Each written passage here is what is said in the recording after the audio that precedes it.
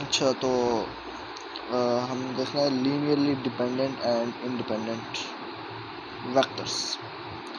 Linearly dependent and independent vectors, ये vectors के लिए होता है। अब वेक्टर्स कौन से वाले वेक्टर्स होते हैं? एक तो वेक्टर्स होते हैं आई जे के की फॉर्म में जो वेक्टर पढ़ते हैं। दूसरे वेक्टर्स जो होते हैं कि ये एक्चुअली जो है ये वेक्टर स्पेस का एक टॉपिक है। वेक्टर स्पेस जो होती है इसमें दो चीज़ें होती हैं। एक आपके पास वी सेट होता है जिसको हम कहते हैं वो वेक्टर स्पेस जो बनता है, और दूसरा होता है फील्ड होती है। एक वी होता है और दूसरा फील्ड होता है। और वी वेक्टर जो under V field V set of vectors V vector space बनता है ओवर द फील्ड एफ। तो इसको हम कहते हैं ये वी एफ एफ, ये वेक्टर स्पेस की नोटेशन होती है, वेक्टर स्पेस।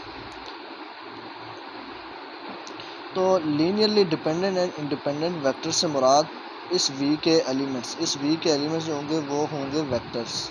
इस वी को हम कहेंगे, वी जब वेक्टर स्पेस बन जाएगी with respect to the field F, तो वी के एलिमेंट्स को हम कहेंगे ये वेक्टर्स हैं। तो अब ये वेक्टर्स कैसे लीनियरली डिपेंडेंट और लीनियरली इंडिपेंडेंट हो सकते हैं? तो उसके लिए हम लेट्स सपोज कि हम वेक्टर्स लेते हैं, कोई भी हम वेक्टर्स लेते हैं v1 v2 v3 up to so on vn। n हमने इस v के वेक्टर्स ले लिए। अब f के एलिमेंट्स भी हमने लिए। f के एलिमेंट्स लेट्स सपोज हम लेते हैं a1 a2 a3 up to so on an। जितने वेक्टर के एलिमेंट्स लिए उतने ही फील्ड के एलिमेंट्स भी लेने हैं। तो ये दोनों जब इक्वल हो गए, अब आपने करना है कि इनको आपस में मल्टीप्लाई कर लेना है, मल्टीप्लाई करके ऐड कर लेना है। तो a1 v1 बीच में प्लस आ जाएगा a2 v2 plus a3 v3 plus up to so on plus an vn। तो ये एक्चुअली जो बन गया इसको हम कहते हैं ये लीनियर कॉम्बिनेशन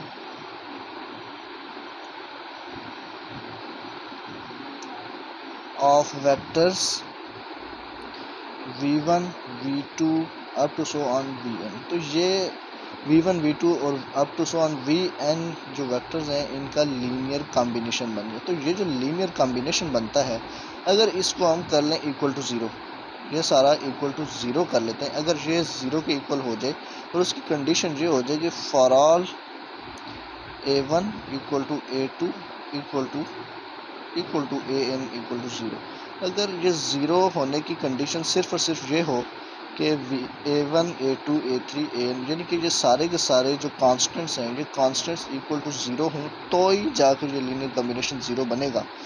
तो हम कहेंगे कि ये लीनियरली इंडिपेंडेंट हो जाएंगे। लीनियरली इंडिपेंडेंट ये जो सेट ऑफ वेक्टर्स है v1 v2 v3 up to vn, तो ये लीनियरली इंडिपेंडेंट हो जाएंगे। और अगर ये linear combination equal to zero हो जाए,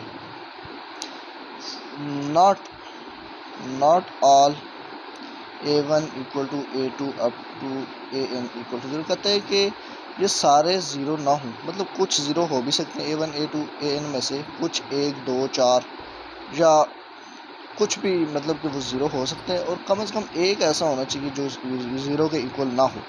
कम से कम एक कांस्टेंट ऐसा आपके पास इनमें से होना चाहिए जो ज़ीरो उसको ना रखें, बाकी सब को बेशक ज़ीरो रखें। तो वो एक ऐसा होना चाहिए जिसको नॉन ज़ीरो रखने के बावजूद इन सब का आंसर आपके पास ज़ीरो आ जाए। तो उस केस में हम कहते हैं कि ये वेक्टर्स लीनियरली डिपेंडेंट हो जाएंगे। v1 v2 v3 up to vn जो वेक्टर्स हैं ये लीनियरली डिपेंडेंट हो जाएंगे।